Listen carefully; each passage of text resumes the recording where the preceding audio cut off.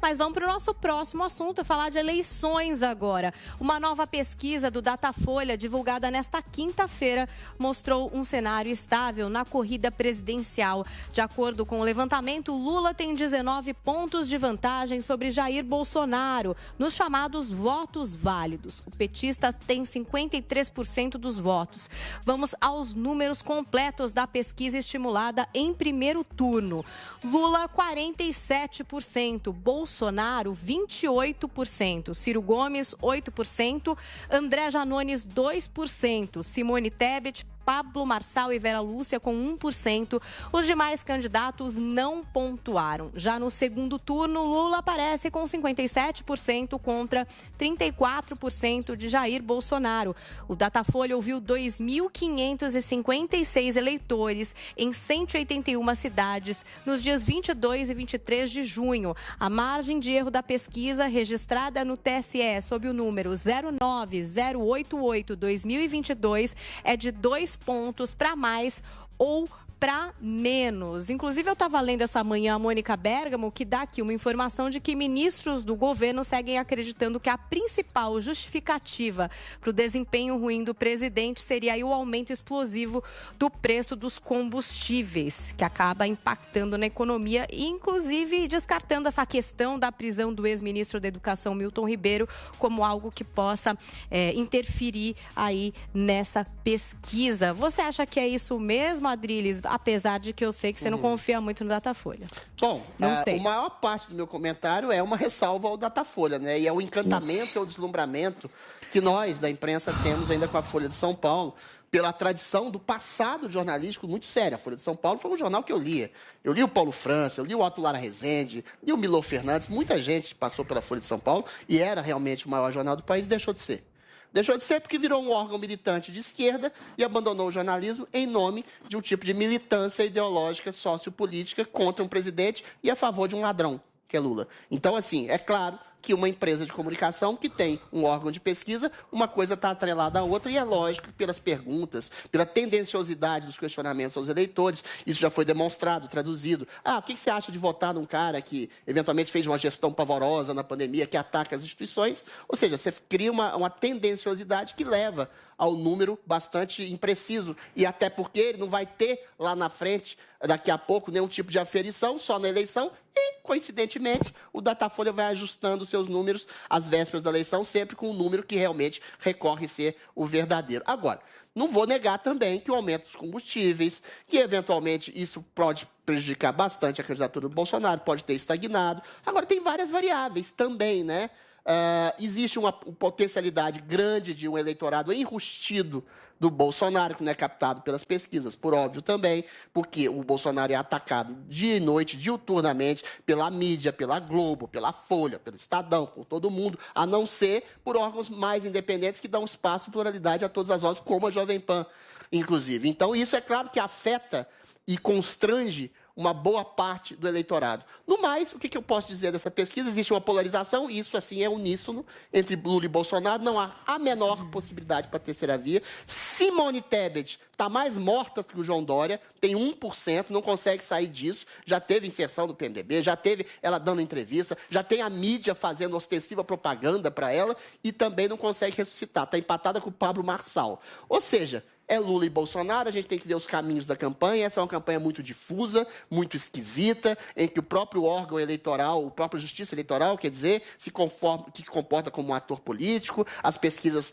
em grande medida, são tendenciosas. Então, a gente vai ver, a gente está há 3 meses do pleito, as campanhas começam efetivamente agora e a partir de agosto, e toda e qualquer palavra, as basófias do Lula, que não tem tanta reverberação assim, por causa que a mídia que escamoteia, terão cada vez mais de ser ouvidas, e eu acho que falando o que ele está falando, apoiando ditaduras sanguinárias, apoiando liberação de sequestradores, criminosos, atuando na liberação de criminosos, eu acho muito complicado manter essa vantagem, e eu acho muito complicado manter essa mentira de boa parte das pesquisas, sendo que Todos os comícios do Lula não vai ninguém e onde quer que Bolsonaro apareça, gera multidões. Há um sério divórcio entre a realidade que a gente vê nas ruas e a realidade dessas pesquisas. Eu vou trazer aqui mais alguns dados, Guga, antes de ouvir você e a Zoe. Tem essa questão também da rejeição, né, e aprovação. Então, a rejeição, agora nessa pesquisa mais recente, de 22 a 23 de junho, está em 47% a rejeição a Bolsonaro. Não é verdade? E 47 agora, estava em 48, o que é basicamente a mesma coisa. A gente tem também aqui os que acham o governo Bolsonaro regular, 27, 26%, e também quem acha que faz um governo ótimo ou bom, de 25% para 26%. E aí tem esse dado aqui de 53% da população que diz nunca confiar nas declarações de Jair Bolsonaro, que é um número parecido com o levantamento anterior, feito em maio, que trazia aí o dado de 56%. Zoe Martins, qual a sua interpretação desses dados? Que não refletem a realidade, Paulinha. É o que o Adriles falou no final do comentário dele. Por onde o Bolsonaro passa, ele arrasta multidões. Sim, ele pode ter uma rejeição, como todos os candidatos, todos os políticos têm o seu carinho e aí tem a rejeição também. Então, sim, o Bolsonaro tem a rejeição. Tem muitas pessoas que apoiaram ele em 2018 e que hoje não apoiam, mas a popularidade dele é muito maior que a rejeição. O Lula, por onde passa, só arrasta baias, né? São meia dúzia de gatos pingados que acompanham o Lula. Ele não tem coragem de dar a cara, a tapa, de ir às ruas e conversar com as pessoas como o Bolsonaro vai. O Lula vai sempre com escoltas, cheios de escoltas, não chega muito perto das pessoas. Por que não? Se ele é o preferido das pesquisas. Mas concordo com a Adriles também na questão que, nesse ano eleitoral, vai interferir muito a questão econômica, né? Principalmente os combustíveis. Então, isso vai ser um ponto fundamental que o Bolsonaro vai ter, né, que fazer alguma coisa, e já está fazendo, o Ministério da Economia já está agindo, né, para ver de que forma, que medidas eles vão adotar. Já adotaram várias, né? Abaixaram impostos, o desemprego está diminuindo, então tem várias medidas. Agora cabe ao governo, cabe ao Bolsonaro, nesse período eleitoral, que ele vai ter tempo de TV, trazer todas essas coisas, trazer os pontos, né, positivos do governo, o que ele está fazendo e as coisas que ele não está conseguindo mudar, porque não dependem só dele. Então tem muita água para rolar ainda, faltam 3 meses e alguns dias, né, para a eleição, então tem muita coisa que vai mudar aí ainda, vem os debates presidenciais, vem uma série de coisas que vai ser fundamental aí para a eleição em outubro. Agora, uma coisa é certa, está polarizado, e tanto é que a Simone Tebet teve umas semanas atrás que já falou, se caso eu não chegue ao segundo turno, e é lógico que não vai chegar, está aí com 1% dos votos, não consegue sair com 1% de intenção de votos, ela falou que caso ela não chegue ao segundo turno, o candidato que vai apoiar é o Lula. E o Ciro vai sair do país, como sempre faz, para não ter que se posicionar. E então sabemos muito bem, quando a pessoa aí senta, para que lado ela cai. Então, é uma eleição polarizada entre direita e esquerda, entre a extrema esquerda, né?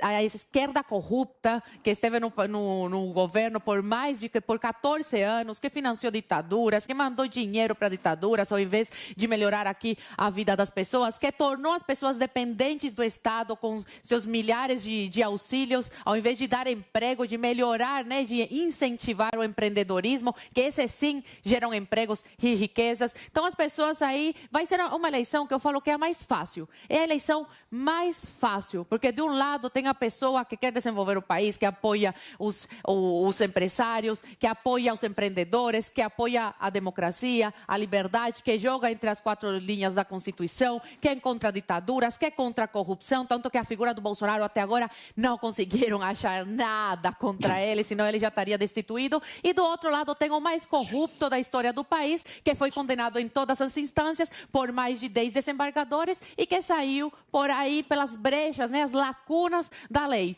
Infelizmente, é isso que a gente tem aí no cenário político. Um ex-presidiário podendo concorrer aí à eleição. É uma piada. Olha, mais dados aqui da Datafolha. A gente tem o Lula com larga vantagem na região Nordeste, tem 59% da intenção de voto contra 19% do Bolsonaro. E o Bolsonaro liderando entre os evangélicos. Aí a gente tem o dado do Bolsonaro com essa liderança. entre os evangélicos. O que é que você acha, Guga? Olha, o melhor dessa pesquisa, a notícia boa, entre aspas, dessa pesquisa para o Bolsonaro é que poderia ter sido pior. Era para ter sido pior. Daí você vê a situação que se encontra Jairzinho. Tá péssimo o Bolsonaro. Você poderia ter perdido ainda mais pontos, mas não perdeu. Pelo menos está ali na mesma. Continua ali na casa dos 20 pontos atrás do Lula. Agora, eu vou perguntar aqui para o Adriles. O Adriles, ele quer dizer que a pesquisa é induzida. O que resta para o Bolsonaro é dizer que é tudo induzido, que é tudo uma conspiração. Não me disse, não. A pesquisa não tem. Pega o questionário do Datafolha. Eu vou perguntar, então, para o Adriles. Qual que é a primeira pergunta que é feita pelo questionário do Datafolha? Primeira de todas, antes de você induzir, portanto, com novas perguntas. Qual que é, você sabe?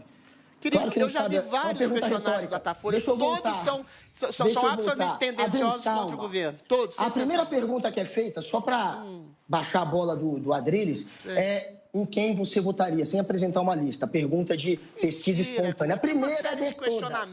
Primeira de todas. Se você não sabe, eu sei. Então você vai atrás. Eu te perguntei, você sabe? Você não sabia, agora eu estou te ensinando. A primeira te mando depois todos os documentos. A primeira pergunta que é feita é a espontânea. Em quem você votaria? E o Lula está com 37. Espontânea. A induzida tem uma série de questionamentos antes. Olha só como você está tão capcioso quanto o Datafolha. Baixa a bolinha. Eu estou explicando. A primeira pergunta é simples. Em quem você votaria? Sem dizer nada. Sem sequer apresentar uma lista. Espontânea nem apareceu nos dados que a Paulinha trouxe. Você fala o que você... Peraí, Adriles, para de atrapalhar. Você viu que... Se você não sabe, ouve. Aí você pergunta espontaneamente em quem você vota, sem sequer apresentar uma lista. Você fala o que você quiser. Lula tem 37, Lula tem 37, Bolsonaro tem 25. Ou seja... Lula está na casa dos 40, continua confortavelmente partindo de 40 pontos. Carandiru, lá que confortavelmente, está partindo dos 40. Na redação da Jovem Pan. Calma, gente, calma. Vamos à realidade. Já Bolsonaro... Guga, eu não vou discutir ficção com você. Você fala sozinho. 25 pontos. Então deixa eu falar sozinho. Fala aí. Ficção científica de Guga Noblar. Vai lá. O Datafolha é uma ficção científica. O que acredita o Adriles? No Datapovo. O Datapovo, as pessoas na rua. Sabe o que aconteceu semana passada? Pesquisa numérica do Datafolha, não. É simples assim. Peraí, Adriles, calma. Semana passada o Lula estava em Natal. Ele fez um evento em Natal. Você mandou uma foto fake pra gente, né? Uma foto que foi desmascarada pela mídia. Agora tem que triplicar. Mandou foto antiga. O Guga Noblar, telespectador, manda foto antiga de 2016. Aquela foto fake que você mandou. Calma, gente. Ninguém consegue ouvir. Eu peço pra você que está em casa. Coisa feia, Guga. Peço pra você que está em casa, dá um Google. Ricardo Stucker. Guga mandou uma foto fake. Vamos ouvir, já gente. tô dizendo... Tô pedindo pra você que está em casa, que o desespero é grande. Também. Precisa ganhar no grito. Dá um Google e vê. Lula e Natal. Era fake. Foi comprovado que era foto antiga. Ricardo Stucker, baixa a bolinha. Dá um Google, qualquer um na sua casa. Olha, peraí, que aqui a gente tem um VAR, entendeu? Um VAR, porque parece que tem um tweet de quem? Flávio Bolsonaro postou um tweet aqui sobre o Datafolha. Datafolha, pode confiar? Lula 47, Bolsonaro 28, e aí tem a seleção de fotos do Flávio. Não sei se ele quis favorecer o pai, talvez. Não, quis não. Mas aí tem um pessoal ali de vermelho bem pouco. Eu tenho uma teoria. E um pessoal ali de verde e amarelo mais animado. Eu tenho uma teoria. Você tem uma teoria? Porque assim, os alimentos são muito caros. Tem aumentado o valor de tudo aqui no Brasil, né? Então eu acho que a mortadela e a mortadela e o pão aumentou o valor. Aí eu tô achando que não tá tendo dinheiro pra comprar, pra alimentar o gadinho deles, entendeu? Nem o Guga vai no comício do Lula, você podia dar uma forcinha. Eu tô achando que é isso, hein, petralhada. Dá uma forcinha. Tá faltando os R$35. Já temos outro tweet, produção? E a mortadela. Diferente dos apoiadores do Bolsonaro. A gente tem um outro tweet pra mostrar aqui. Os apoiadores o Bolsonaro vão para manifestação domingo. Por quê? Porque dia de semana vão trabalhar, os outros não. Calma, que temos um tweet de Luiz Inácio Lula da Silva dizendo, apesar de um mês de propaganda na TV e de uma enxurrada de fake news do bolsonarismo na internet, a nova pesquisa mostra mais uma vez que o povo brasileiro quer se ver livre deste governo trágico, disse o Lula. Com certeza. Faz sentido isso, Guga? Faz sentido na casa dele. Agora vamos deixar ele falar, gente. Fantástico. Ninguém quer deixar o Guga falar aqui, né? Estão desesperados. Então Tá um desespero muito feio, gente. Ouve, só precisam saber qual que era a pergunta da espontânea. Vamos lá, gente. O Bolsonaro, de fato, ele tá há um mês aparecendo na televisão. Tá até tendo uma briga na campanha dele, porque Flávio Bolsonaro quer fazer uma campanha mais estilo política moldes antigos e Carluxo quer uma coisa mais radical. No meio dessa briga, Michele Bolsonaro abandonou a campanha. Não quer ficar no tiroteio dos irmãos, não vai mais aparecer. Porém, Bolsonaro está aparecendo, como se fosse Bolsonaro Paz Amor, querendo conversar com as pessoas. Não rendeu frutos. Talvez tenha sido o que evitou ele cair. Afinal de contas, foi um mês muito ruim realmente para ele. Teve gasolina, teve a morte do jornalista e do indigenista, teve um monte de notícia que estourou e que manchou para o lado do governo, que foi ruim para o governo. A expectativa do Centrão e dos bolsonaristas era que talvez ele até perdesse pontos por isso. Ele não perdeu, talvez, pelas inserções. Ele empatou, está na mesma. Ou seja, ainda perde no primeiro turno, segundo os votos válidos, se a eleição fosse hoje. Para tentar reverter isso, o desespero é tão grande e o Bolsonaro confia tanto nas pesquisas, sabe tanto que está atrás, que agora ele vai para tudo ou nada. Ele vai fazer o voucher caminhoneiro, vai tentar dar 60 litros de gasolina de diesel para o caminhoneiro por mês. Ele vai tentar dar dinheiro direto para o eleitor, vai tentar aumentar o Auxílio Brasil e vai tentar dar um auxílio gás. Vai tentar injetar dinheiro no eleitor, diretamente para o eleitor. Datafolha está pautando. Calma, vamos concluir, Guga, que o Adriles quer responder, já percebeu. Estão pautando o Bolsonaro, e o Bolsonaro, que é esse liberal, que segundo a Zoe defende o Estado liberal, ele agora vai fazer o que a Zoe estava criticando, que é criar uma dependência ainda maior das pessoas com o Estado ao custo de 30 bilhões que vai custar isso tudo, esse pacotão de bondade, e esse dinheiro, claro, vai ter que ficar acima do teto. Ele já estourou o teto, o céu é o limite, mas a lei diz que você não pode, como candidato, fazer isso em campanha, em ano de eleição, porque é uma vantagem muito grande. Guga. Ele quer mudar a Constituição, para poder... Não, esse é teto, mas eu sei